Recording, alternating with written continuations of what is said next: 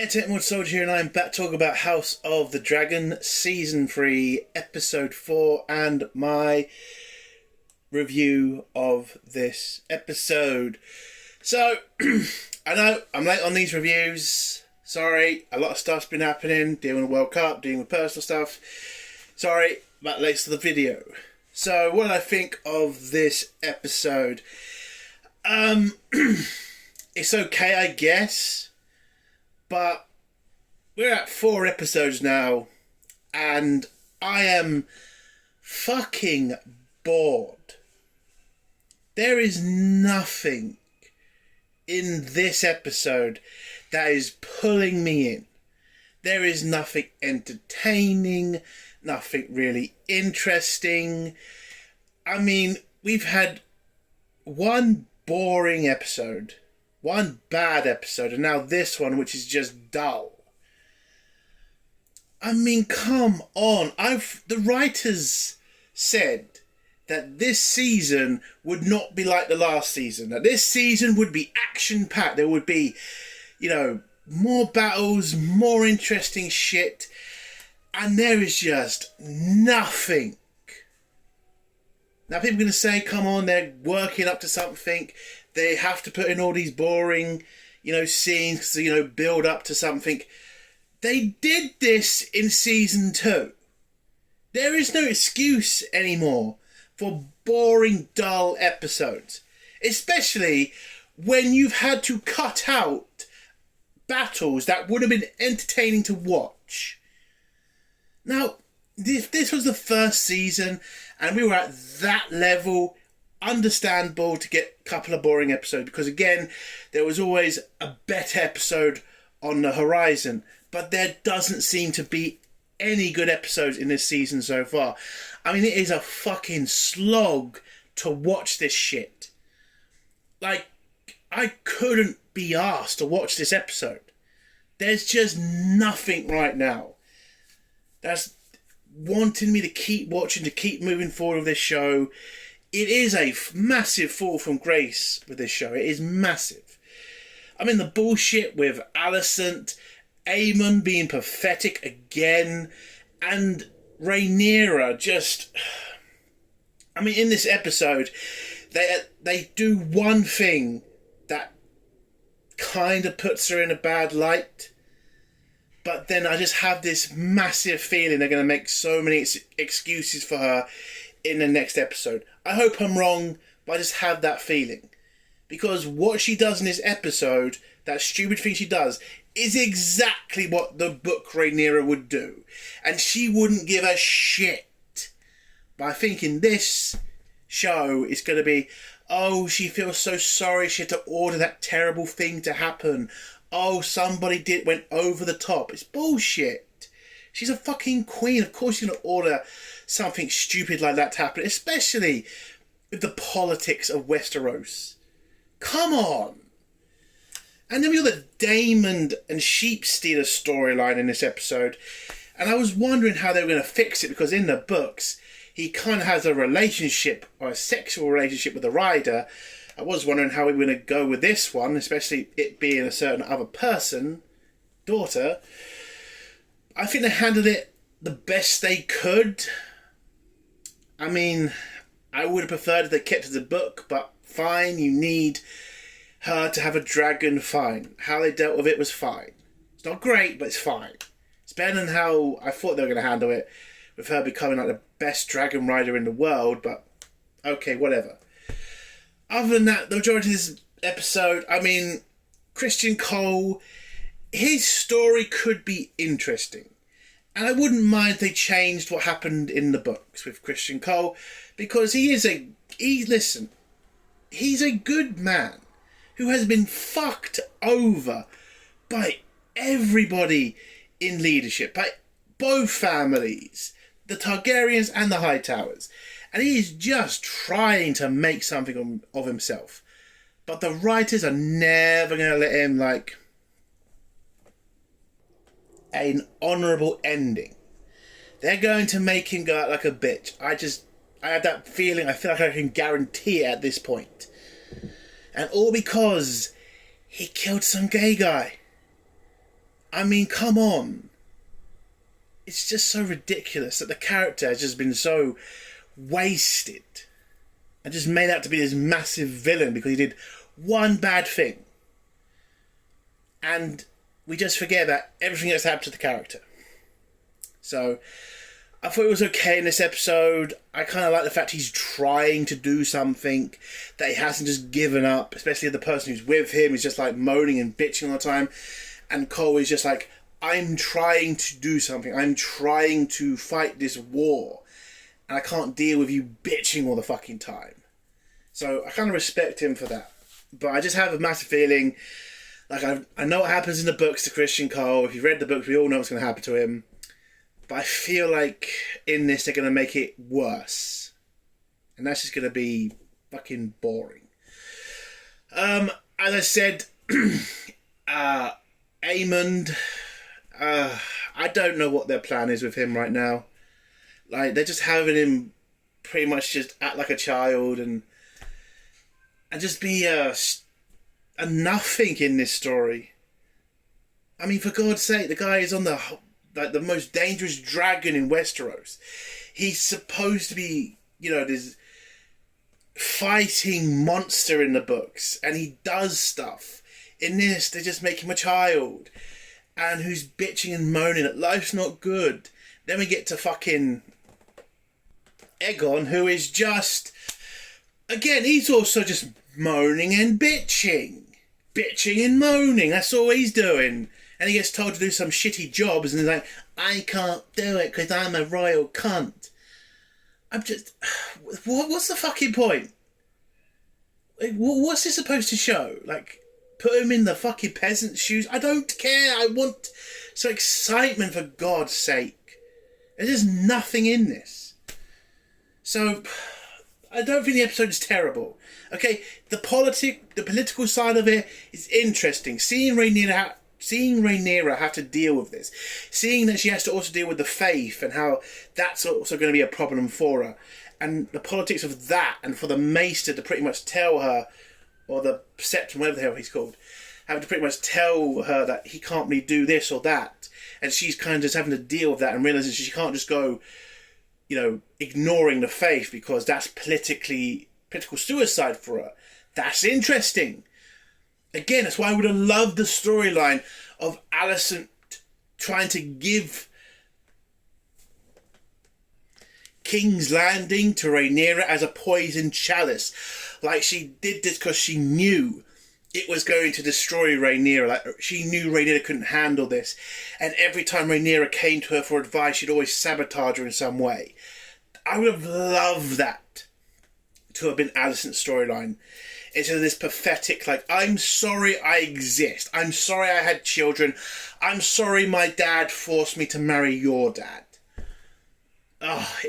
She is the one I think has been done the worst from every character. Alicent in the books loved her family, would fight for her family. In this, it just feels like she just wants to fight for a couple of them. And she just doesn't give a shit anymore. And just wants to go, just go and live somewhere on her own. I don't fucking even know what her plan is at this point. So I give the episode out of 10. It's not a terrible episode. There are interesting things in it. But it's not that interesting. So I'll give it a 4 out of 10. It's a 4 out of 10. I can't go any higher than that. So let's get to spoilers now. If you don't want to hear Oh! I forgot to mention the only 2 decent characters so far. Not Otto. He's dead. Ormond and Daeron Hightower. Listen, Ormond Hightower is the only decent green character in the books, in my opinion. He is a smart son of a bitch, and he's the one who's going to do the most damage to the Targaryens. At least that's what I remember from the books, or the book. And so far, he's been an okay character. I get some people to say, well, they did show a scene of him going nuts. I think that's pretty... For a lord, I think that's fine. And what he does at the end of this episode, that's what a lord would do. They're cunts like that. But, Ormond is a smart son of a bitch. And what he's going to do in the future is, I hope they're going to keep this stuff in, is going to be like the biggest headache to the Targaryens. Especially with two characters, with two certain creatures who he's going to turn. Or is that a bit too much of a spoiler? But that could mean anything. But look, Ormond is a good character, and he should start making an impact into this war. Hopefully. So yeah, and Daeron, I like him. He's an alright character so far. I like the relationship between him and Ormond. And I do like the fact, I like the fact he's trying to be a bit more of a Hightower than he is a Targaryen. Like, he still respects his beliefs and his Targaryen roots, but he is trying to show respect to the Hightowers, and I kind of respect that. I mean, in this episode, Alicent says she wanted him to be more of a Hightower than a Targaryen. So, I like that. So, yeah, let's get to spoilers now. If you don't want to hear spoilers, leave in 3, 2, 1. So, this episode starts off with the news of the Hightowers taking over Tumbleton. And Rhaenyra's complete confusion to why he's done that. Now, she doesn't want to attack the town because there's a bunch of civilians there, and if she sends in the dragons to burn the place down, well, she's going to look like the new Maegor, so she doesn't want to do that. But you have Daemon on the other side pretty much saying, why are we wasting time with this? Why don't we just burn the place down, kill the Hightowers, deal with this, and end the war here? But Rhaenyra says if she does that again, she's going to look like the villain. Now, Daemon doesn't really give a shit what the people think. Again, he thinks they're gods. He thinks because they have dragons, they can do whatever the fuck they want. Now, that is true to a point, but you are going to need people to, work on your farms, protect you, fight in your armies. Daemon, you can't just use a dragon for everything. A dragon's not going to solve every problem. And there's also the money worries of Rhaenyra because of the fact the Greens were able to remove all of the Targaryen gold from out of King's Landing. They're having to now go to every part of Westeros asking for taxes or asking for any gold that can be spared and given to the crown. Now, they can't exactly go telling all the kingdom that they're out of money, but also they need to get money quick. So it's pretty much Rhaenyra sends Daemon to go on a, what would you call it, a tax trip or a money trip, whatever, to go find the money. He does go off to do that. Rhaenyra is also told that they need to figure out how to pay the rest of King's Landing, because the fact that the money's gone, they've still got to pay for the merchants, they've still got to pay for the blacksmiths, they've still got to pay a lot of people and the maids and all that. So Rhaenyra says we'll fix that when we can, but let's just focus on the big issues. The biggest one being, what the fuck do we do about the Hightowers? So we go to Tumbleton in the next scene, where the Hightower army are pretty much taking over everybody's houses, putting soldiers in them, and one soldier's put into a house where Hugh's wife is, and he gets a bit touchy with the wife. The wife, sister-in-law, attacks the soldier. The soldier breaks the woman's arm, and they go to Ormond Hightower to get justice. And Ormond does give them justice, pretty much cuts the guy up, cuts his soldier's dick off, and breaks his arm, and says, we're not here as conquerors, we're here as freedom fighters. I don't know. But he does do the right thing at this point. And he then talks to the leader of Tumbleton, who did claim for Rhaenyra, but as he knows he's outnumbered and can't really do much, he just says, look, I did what I had to do. You can have the city, just don't go crazy. And Ormond says, don't worry, we won't be here as long as... We'll only be here for a bit until we can sort ourselves out and hopefully win the war. I mean, that's pretty much over the top, but it's kind of what he said. We then go to Aegon, and Lord Strong, as they are still on their wandering trip, where they find the, corpse, at this point, of Sunfire. And Aegon is pretty emotional at this point, seeing his dragon, who is dead at this point. And he tries to hug it. He then starts to think that it's still alive. Turns out some blokes have taken ownership of the dead dragon, so you got to pay to touch it. So Lord Strong gives them some coins for the touching.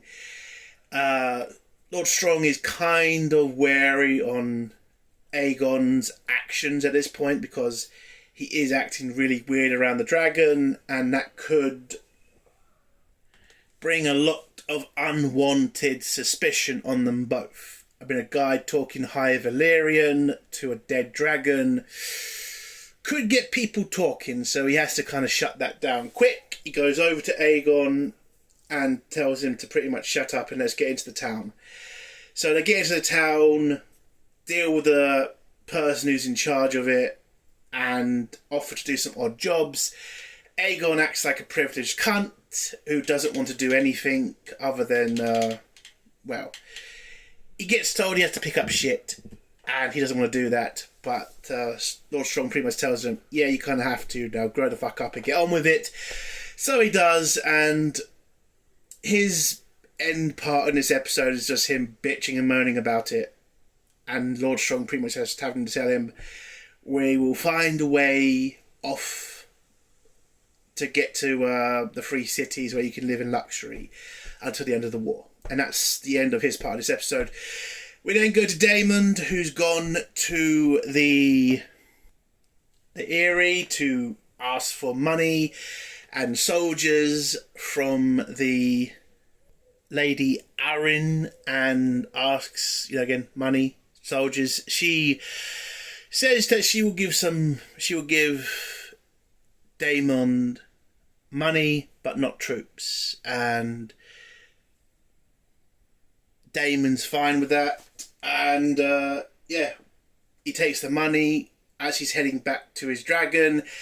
His dragon then goes nuts and flies off to this random cave where Daemon does not understand straight away what's happened, but then realises as soon as he hears Sheep Stealer. And then it is revealed to Daemon, the rider of Sheep Stealer, who is Baela. Now, in the books, Daemon is having a sexual relationship with the rider of Sheep Stealer. So, again, I was interested to see how this was going to end. I kind of thought Game of Thrones would be getting incest again. That would be pretty fucked up, especially these two. But no, it's just Baela asks Daemon, her father, to let her go. He kind of asked, what the fuck happened? How did you cause the death of Jason? Basically just what happened. She just says she went too far. She went in with a wild dragon and didn't realise that would be a bad idea. Funny that. So Baela asks Daemon to let her go. Let her exile herself with Sheep Stealer and never return. And Daemon reluctantly agrees and lets her go. Yes, there was some talk about, how she kind of calls him out for not, respecting her, for not being a dragon rider, how people felt more sorry for her and, looked down on her for not being a dragon rider, and that's why she was so fixated on becoming one. She also explains how she was able to tame Sheep Stealer, and, you can see Daemon did have a little bit of love and respect for that. But the rider of Sheepstealer is wanted by Rhaenyra for causing the death of Jason. And now Daemon is in this position where he has the rider of Sheepstealer, but it's someone he loves. So he agrees to let her go. Let her exile herself. And I think that might be the end of Baela's character in the show. I think. Again, in the books it's different, but who the fuck knows these writers? So, Baela flies off for Sheepstealer, and now Daemon has to figure out a way of ending this, chase for Sheepstealer's rider. And unluckily for a goat farmer, he uses the goat farmer's head as a trophy to give to Rhaenyra, because the next scene we go into another council meeting where Rhaenyra introduces the new Master of Coin, who is Manderley, and he's now in charge of the gold and the coin, what's left of it. And he was pretty much brought in because Rhaenyra was told by the White Worm that they need a patsy, basically, somebody for the commoners to blame for all their money woes. And looks like Manderley's the fall guy. At least that's what them two believe. But in the book, he does become a very important character. I don't know if it's going to be the same in this show, but I don't know, it might do. But whilst they're in this meeting, Daemon comes in with the head of the sheep farmer, says it's the rider of Sheepstealer, says it's ended now, I've brought you revenge. I've also brought a shitload of gold with me so we can start paying people like our soldiers. But the White Worm kind of interrupts and says what they should be spending the money on is the people. Again, the White Worm pretty much being the speaker of the people and the person who Rhaenyra has been convinced by, who thinks now she's the queen of the people. Fucking hell, it's ridiculous. But Daemon then says they need soldiers to fight and protect them. If they don't start paying them, then there won't be anybody to fight their wars or secure their streets. So, the one thing I didn't like about this scene, I just don't like how we're just moving over this quickly. Like, this is a serious problem for Rhaenyra. Like, the money problems are worse than, Ormond and Aemon's being missing. Like, if she doesn't secure this city, if she doesn't prevent an uprising, then she is going to get fucked by this and be shown as an incompetent ruler. And I really wish someone would pull her aside and say that to her. Like, she needs to be focused. Like, this is where the White Worm might become an actual interesting character if it wasn't just that she cares about the people. Now, people are going to say, what do you mean? That's a good thing for a leader to have, be caring about the people. Yeah, great. Okay, Lefty. I'm trying to be a pragmatist here. Yes, Rhaenyra could give all the go she's just gotten from the Eyrie straight to the people. But then she has no money left for the soldiers. Then she has no money left to pay off the other parts of her armed forces. Like, she needs to keep the army happy, because if the army's not happy, then they might consider going over to the other side, even with Rhaenyra having 5 dragons. And again, I just wish we did a bit more politics in this fucking show instead of having Rhaenyra bitching and moaning about things not great for her. We then get a scene between Rhaenyra and Olaf. Now, Olaf is, he's back in King's Landing. Everybody thinks he's like the richest guy in the world. And now he's paying for a shitload of drinks. And then he goes over to Rhaenyra and says, could I get some money, please? And she says no. And then for some reason, he brings up the fact that there is writing on a bunch of walls calling Rhaenyra the Queen of Bastards. Now, what I find funny in this scene is, why did she not call him out? Olaf has just disrespected you. And listen, people could say he's only telling her, but come on. He's literally saying it because he's pissed off at you for not giving him money. Why have you not called him out? Why have you not you know, not give him a slap, but maybe got the soldier to punch him in the face. I don't know. It just seems like they're trying to paint Rhaenyra out to be this very like nice person. When you read her in the book, she's not that. She's not weak. That's why I'm pissed about the fucking sheep stealer storyline being changed. Because that's when you saw Rhaenyra at her pettiest. Like, the reason she wanted that rider captured wasn't because the rider caused the death of Jason. It was because Rhaenyra knew Daemon was fucking her. And then when something else happened, it gave him just, an excuse to kill the woman who's stealing her man. Showing how petty Rhaenyra could be. But no, we're just going to change that because, again, we have to make Rhaenyra look like the good guy in this show. Bollocks, mate. But then, after Olaf tells her about the writing, we get our first showing of what little from the book. Well, what we get shown is a little bit of book Rhaenyra. So Rhaenyra pretty much orders the Gold Cloaks to go into the city and find out who's been writing the shit on the walls. And the Gold Cloaks go out there and do that, but they do go in very heavy-handed and start attacking and killing people just for writing stuff on walls, making Rhaenyra look pretty bad.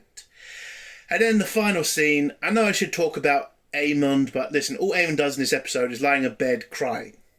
That's about it. I'm just not wasting time with that. The final scene is Ormond Hightower giving a lesson to... Oh, I didn't mention Damn, I keep forgetting about Ormond and his scenes. So Ormond is waiting in Tumbleton for Aemond to get there with his dragon. But then he is told by Cole, because he gets to the Dreadfort, that Aemond has gone. Or at least that's what they have been told. So there's this scene where Ormond grabs his sword and just bashes the table because he's angry. And you see Daeron pretty much tell everybody to get out, to not see Ormond this way.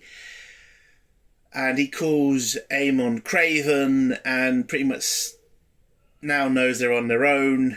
And that pretty much means they could be fucked. So you can kind of understand why he's pissed off. I should also talk about Lord Corlys, not Corlys. Talk about Christian Cole. In this episode, he pretty much turns his army into a guerrilla force, and their mission is to slow down the Riverland armies as best they can to stop them getting to Ormond fast. So that's what he turns his army into, because he has lost a bit and a lot of the men are starting to kind of lose faith in the mission. So that's what he turns his army into, a guerrilla force.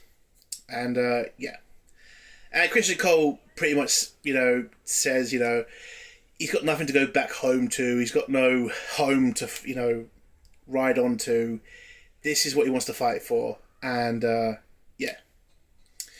So again, the final scene is Ormond giving Daeron a lesson. And you find out in this scene that he's wanted Daeron to give up his dragon, but Daeron won't do it, at least not at the moment. And but yeah, anyway, so the lesson is don't let people disrespect you. And he brings in the guy who accused that soldier of hurting his sister and breaking his wife's arm, and tells Daeron he needs to kill him for showing disrespect to the Hightower army. Now, at first, Daeron doesn't want to do it, but is then pushed into it by Ormond, and yeah, he kills the guy. And yeah, that's how the episode ends, with an innocent guy being killed by a kid who didn't want to do it. And that's the end of the episode. So I don't think it's a terrible episode. There's good parts, there's bad parts, but again, I just feel that the problem is, which it's just boring at this point. And again, they promised us it wouldn't be like the second season, but so far we've had one battle, a scene from the end of a battle, and just talking. And yes, I know. Game of Thrones is more about talking than it is battles. But the talking scenes used to be interesting.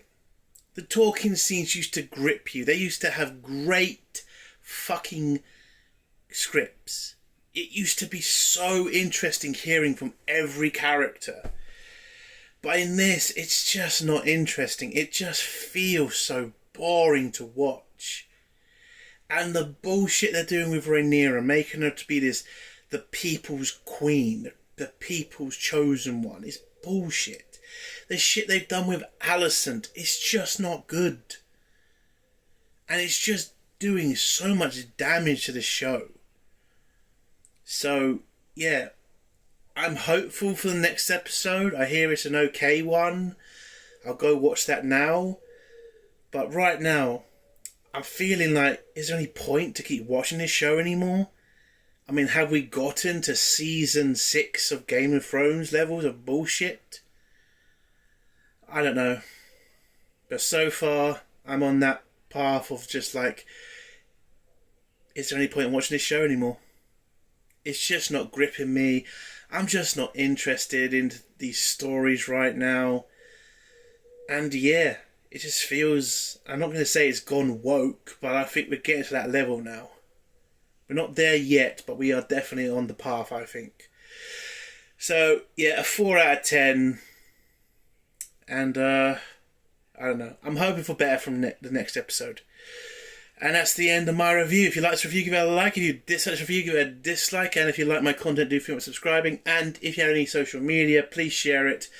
I would really appreciate it. And if you have a comment, leave below and I'll try to get back to it. Entertainment Soldier. Bye.